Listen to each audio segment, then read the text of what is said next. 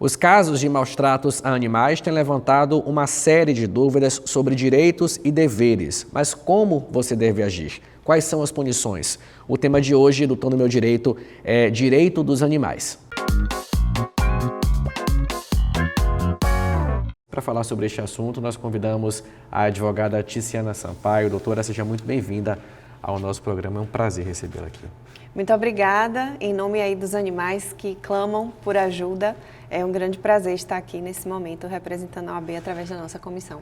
Exatamente. A doutora é presidente da Comissão de Proteção e Defesa Animal da OAB Subseção Feira de Santana, não é isso? Exatamente. Faço parte aí desse grupo, né, que voluntariamente tenta ajudar os animais de forma institucional, com representatividade da OAB há 10 anos. Já fui presidente, vice-presidente, membro, agora estou novamente na presidência há 1 ano e 2 meses. Muito bom. Doutora, para a gente começar a primeira pergunta, como a legislação brasileira define maus-tratos? Bom, é uma pergunta interessante, inclusive em uma reunião ontem com um grupo de protetores de animais me fizeram esse mesmo questionamento. A gente tem primeiro a Constituição Federal, que é a Carta Magna, a lei maior do nosso país, que fala que é a obrigação do poder público e da sociedade cuidar dos animais. Em seguida, a gente tem a Lei de Crimes Ambientais. A Lei de Crimes Ambientais trouxe a previsão de maus-tratos. E, posteriormente, a gente também tem a Lei Sanção, que é uma lei de 2020 que aumentou a pena para quem maltrata cães e gatos. Nestes dispositivos, a gente não encontra elencado todas as atitudes de uma pessoa para com os animais que configuram maus-tratos. Lá em 1935 havia um decreto da época de Getúlio Vargas e nesse decreto a gente tinha lá tudo que configurava maus-tratos. Hoje a gente tem um cunho interpretativo, algumas resoluções e entendimentos do que configura maus-tratos. Então já é pacificado por todos que estão na causa animal que deixar o animal com fome, deixar o animal preso, não alimentar, não cuidar da saúde, tudo isso configura maus-tratos, né? As pessoas acham que bater no animal é maus-tratos, só isso é maus-tratos, e não é. Bater no animal é maus-tratos, mutilar o animal é maus-tratos, envenenar o animal é maus-tratos, deixá-lo num espaço pequeno é maus-tratos, deixá-lo sob sol e chuva de forma ininterrupta também é maus-tratos. O tamanho da corrente vem sendo considerado pelo judiciário, em que pese sabermos que o ideal é que o animal não precise estar acorrentado, mas já vi decisões onde o tamanho da corrente foi levado em consideração. Então tudo isso vem sendo construído pela proteção animal e se solidificando como entendimento do que configura maus-tratos.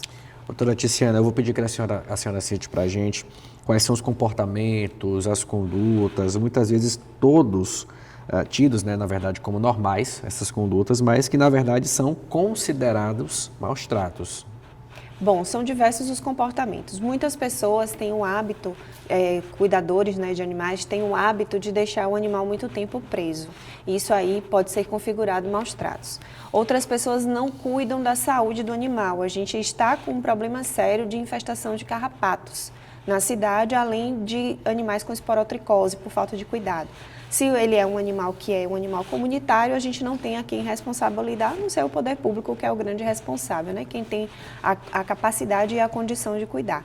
Mas deixar o animal sem tratamento, deixar o animal, alimentação, que é uma alimentação ruim, inadequada, também pode ser configurado maus-tratos. Deixar o animal preso, bater no animal, a água tem que estar limpa, tem que ser trocada, a vasilha também. Então, já tem uma lei também que fala sobre o corte de orelhas, da orelha da raça Pitbull, né? As pessoas gostavam de aparar as pontinhas da orelha, já foi constatado que há sofrimento, que há maus-tratos, tatuagem nos animais. Então tem uma série de ações. Eu brinco assim que o ser humano, quando ele chega no momento de esgotamento, ele renova a possibilidade de maltratar animais, né? Então a gente tem aí diversas situações e nós, enquanto AB, gostamos de analisar o caso concreto, ver a situação de perto, avaliar de perto o que é que está acontecendo. Às vezes a denúncia pode ser algo momentâneo ali, um recorte, então a gente gosta de analisar o contexto todo, até para a gente opinar sobre o assunto. A legislação nos últimos anos avançou muito, né, na questão de proteção aos animais, doutora. Quais foram os principais avanços? Bom, a gente entender que os animais eles coabitam conosco no planeta, que eles estão no nosso ecossistema, que nós precisamos muito mais deles do que eles de nós. Quem está destruindo a natureza e o planeta é o ser humano, a gente tem visto isso aí de forma recorrente. O avanço legislativo, ele acompanha o que a sociedade desenha. E a sociedade tem feito esse desenho de entender que o bicho ele é parte da família. O seu cachorro, o seu gato, o seu pássaro, ele é parte da família. Separando as espécies, onde a espécie tem que estar naquele habitat natural dele, tem que ficar lá. O animal que a gente domesticou, né, que são os cães, os gatos, eles estão dentro de casa. Eles ali estão dentro de um contexto familiar. Esse avanço ele é muito importante para a gente entender que o bicho ele é senciente. Para a gente entender não, para a gente aceitar. Porque esse entendimento vem de décadas passadas, que o animal sente. E sentir dor, medo, frio. O animal ele pode ter depressão, ele pode ficar triste. Quem convive com os animais sabe exatamente como é que a gente consegue ter essa percepção deles na relação do sentimento deles. Então eles são sencientes, a gente tem esse avanço social, do respeito, tanto é que nós vemos aí uma crescente nas casas que comercializam produtos para os animais, há uma expansão comercial nesse sentido, porque a gente entendeu que conviver com os animais, além de fazer bem para a saúde, é uma forma também da gente amenizar muitas dores psicológicas, né? Muitas pessoas têm ali nos seus animais um porto seguro e conviver com o bicho é muito bom, basta se abrir para essa possibilidade. Verdade. Doutora, em quais situações uma pessoa que pratica maus tratos ou já praticou maus tratos pode ser presa? Bom, a lei de 2020, a lei sanção, conhecida como lei sanção, ela surge quando um cão tem suas patas decepadas, né, as patas traseiras decepadas com facão, porque pulou o muro da sua casa para a casa do vizinho. E aí o que acontece? Nesse momento a sociedade começa a entender que precisamos de mudanças. Então, quando a lei de crimes ambientais ela não traz a possibilidade de prisão, com o advento da lei sanção, a gente vê a possibilidade de prisão para quem maltrata cães e gatos. Então, este é um grande avanço em relação à legislação no que tange a possibilidade de prisão das pessoas. Aqui em Feira de Santana já aconteceram 3 operações da Polícia Civil no que se refere à denúncia.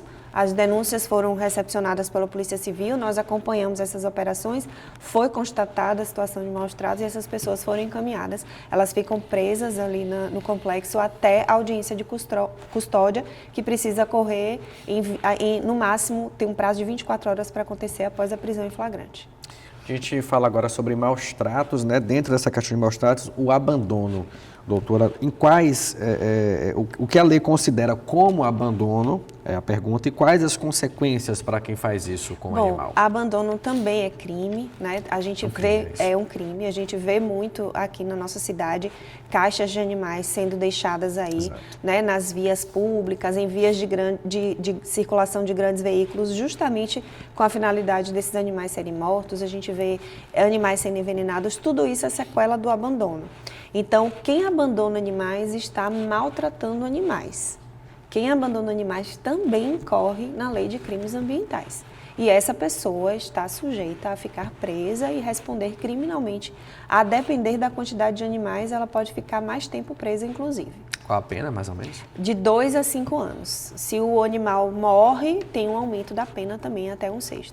Responde criminalmente esse agressor, né? Responde criminalmente, né? Vai ser ouvida na delegacia, o delegado responsável vai concluir o inquérito, ouvir testemunhas, analisar todas as provas que forem levadas a conhecimento dele e aí, em seguida, ele encaminha para o Ministério Público oferecer a denúncia. Doutora Tiziana, quem presencia os maus tratos, por exemplo, eu tenho um vizinho, vamos citar aqui um exemplo, eu tenho um vizinho que pratica maus tratos, deixa um animalzinho, um pet com fome, com sede, preso dentro de casa, agride esse pet.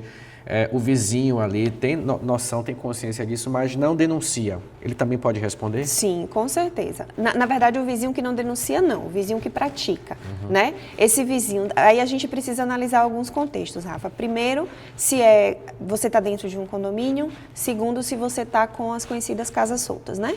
No caso do condomínio, a gente tem uma regulamentação dentro do condomínio, com estatuto, com atas, enfim, de tudo aquilo que o condomínio estabelece como regras de convivência. Se há uma situação de maus tratos ali dentro e você viu o seu vizinho deixando o animal preso ou batendo no animal, qualquer coisa do tipo, o que é que a gente recomenda? Que você possa levar essa situação para a administradora.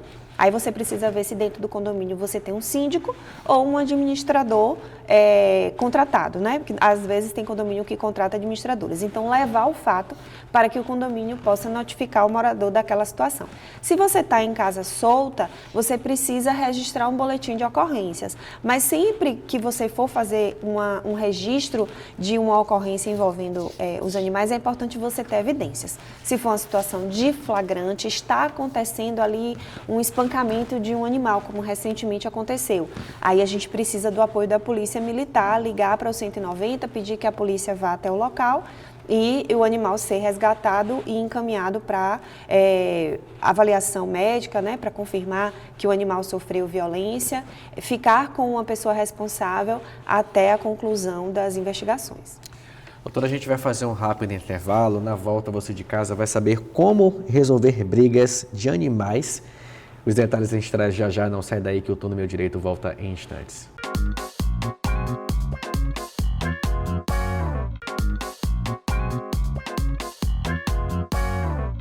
O Tô no Meu Direito está de volta, a gente segue conversando com a advogada Ticiana Sampaio sobre maus tratos, né, de animais. Doutora, no caso de separação, né, a gente vê aí a questão da guarda dos filhos, mas o pet, na maioria das vezes, também é considerado, é tido como um filho ali, né, no seio familiar. Como é que fica a questão da guarda?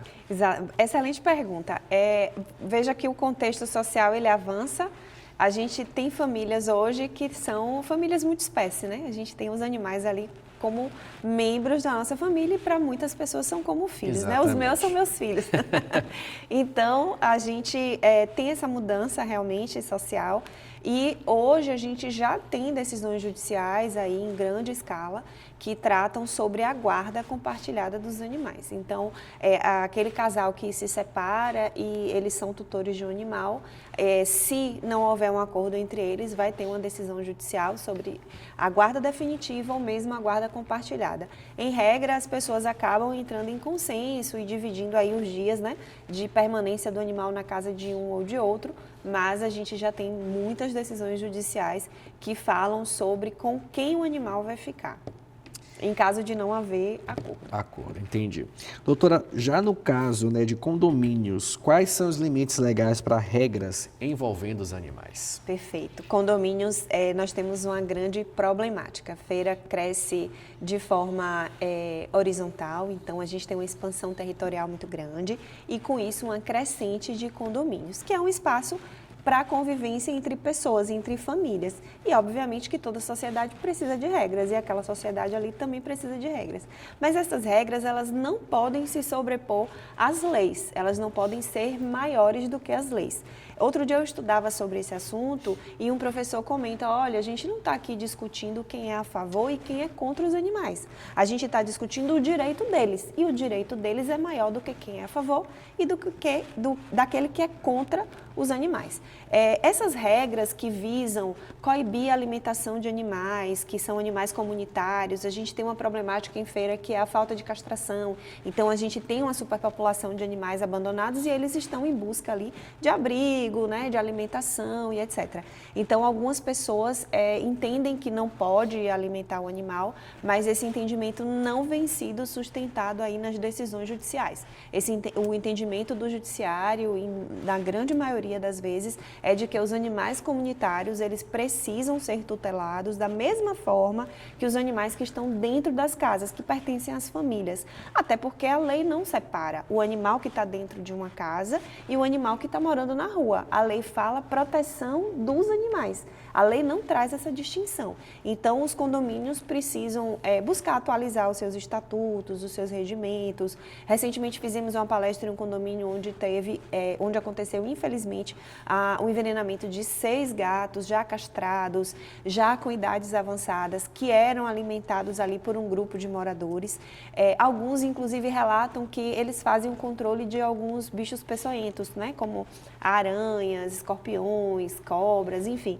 Eles conseguem espantar ratos, baratas, e aí as pessoas gostam, muitas pessoas gostam, além de ter a empatia e o cuidado com os animais. Então é preciso ter um cuidado aí com essa limitação que o condomínio impõe. A pessoa que se sentir lesada, ofendida, recentemente uma pessoa nos procurou também pedindo orientações porque foi notificada, uma vez que ela alimenta os animais comunitários, e a gente tem visto entendimentos judiciais que têm derrubado essas notificações, essa perspectiva de descuidar dos animais. Os juízes têm entendido que configura maus tratos. Proibir de alimentar, proibir de cuidar dos animais tem sido configurado maus tratos pelo judiciário. Doutora, no caso de briga de vizinhos por conta de mau cheiro, barulho ou até o comportamento do animal, como resolver de forma legal? Bom, existe um direcionamento, né, nos estudos de quem cuida dos animais, que é o cuidado dos 3 S: saúde, segurança, salubridade. Saúde, mau cheiro pode configurar um ambiente insalubre, tanto para os animais quanto para aquelas pessoas. Segurança, se o animal ele não está recebendo os devidos cuidados, ele pode ser um animal agressivo, ele pode ser um animal que não está com a saúde em dias, então ele pode ali colocar em risco a segurança de todas aquelas pessoas. Então, é saúde, segurança e salubridade. E a saúde e segurança, elas caminham muito próximas, logicamente que com a salubridade também complementando, porque o animal ele tem que estar bem cuidado. Nesse caso, é preciso verificar a situação. Como eu falei, existe um número muito grande de animais abandonados, muitas pessoas que se solidarizam com a situação levam os animais para dentro de casa. E nessa perspectiva, Rafa, eu não posso deixar de mencionar a situação dos protetores na nossa cidade. Os protetores estão superlotados, endividados e mentalmente adoecidos porque não conseguem atender as demandas. O que é que eles fazem? Eles levam esses animais para casa, não conseguem cuidar devidamente dos animais, não conseguem cuidar deles próprios e acabam se adoecendo financeiramente e emocionalmente. Dentro desse contexto, a gente vai se deparar com pessoas que têm um número muito grande de animais dentro de casa e, obviamente, não há qualidade de vida nem para os animais, nem para essas pessoas. É por isso que a gente precisa de castração urgente no nosso município. Doutora, a gente muda um pouquinho o foco, mas dentro do tema ainda, como é que a lei brasileira trata a exploração de animais para fins de comercialização, como venda, por exemplo, reprodução ou uso de atividades de entretenimento? Como é que a lei entende isso? Bom, a legislação entende que a gente não pode colocar os animais em sofrimento, a gente não pode maltratar os animais. E algumas atividades de entretenimento, que as pessoas entendem como entretenimento, que envolve animais, elas vêm sendo acompanhadas de perto por órgãos de proteção animal, inclusive o Ministério Público em alguns locais. Para quê? Se você está tendo ali uma exposição, vaquejada, rodeio, enfim, essas atividades que as pessoas costumam praticar com os animais.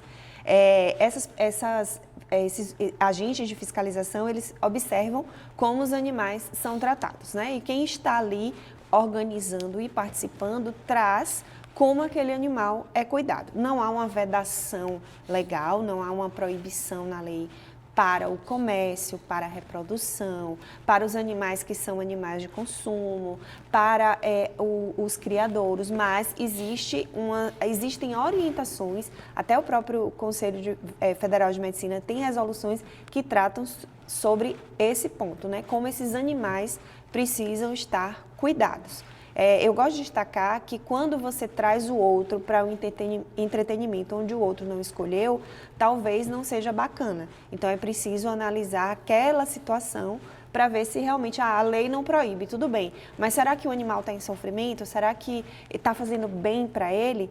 Recentemente saiu um vídeo na internet de um programa de TV que levou uma perereca para o auditório, um programa de auditório, e essa perereca estava visivelmente desconfortável, né? O apresentador ele pega o sapo ali na mão e faz que vai jogar nas pessoas.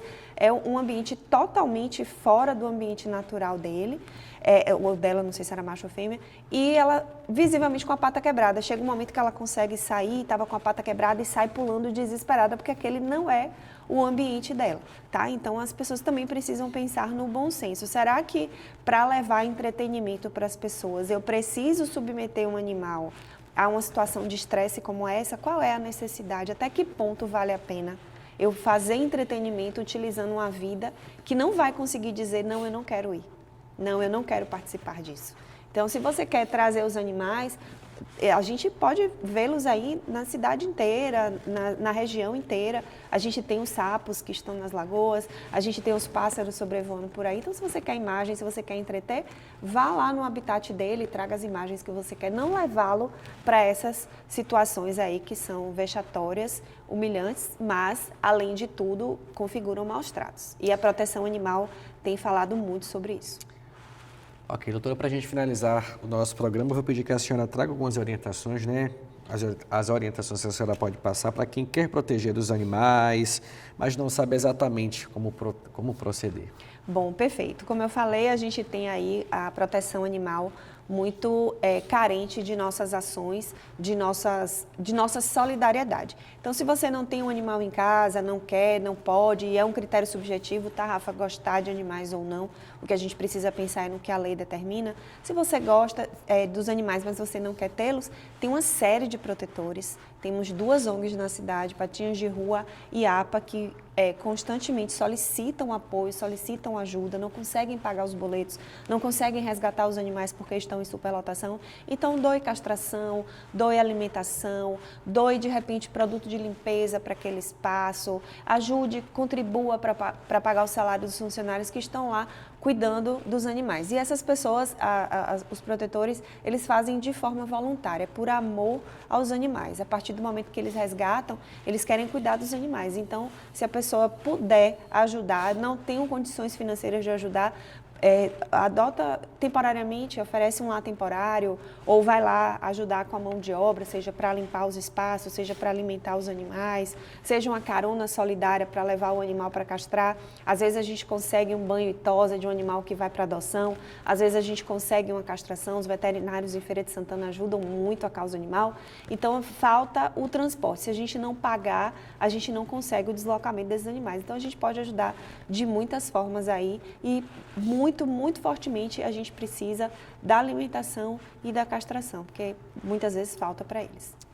Ok, doutora Ticiana Sampaio, muito obrigado, viu, pelos esclarecimentos, pela participação e por ter aceitado o nosso convite. Eu que agradeço, em nome da OAB, agradeço a TV Feira mais uma vez, excelente programa, e que as pessoas possam aí se sensibilizar e se solidarizar com os bichinhos que tanto precisam de nós. Basta se abrir para conviver com eles que a gente vai ver o quão maravilhoso é. Obrigada. Verdade. E agradeço a você de casa também por ter nos acompanhado. O Tô no Meu Direito volta na próxima semana. Lembre-se que nós temos a reprise na quinta-feira às 14h e você também pode acompanhar todos os nossos conteúdos através do nosso canal também no YouTube, TV Feira Oficial. Até a próxima!